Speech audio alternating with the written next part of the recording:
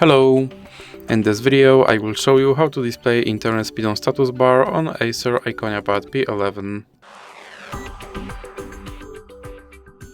So you have to start by opening your Google Play Store, then click on search bar and type in internet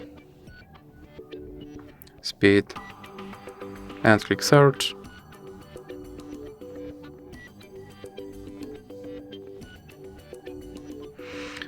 And then select this application and click install.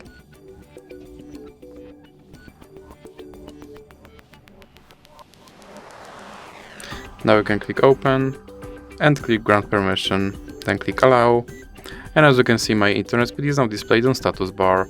So that's it for this video. If you liked it, please remember to leave like and subscribe.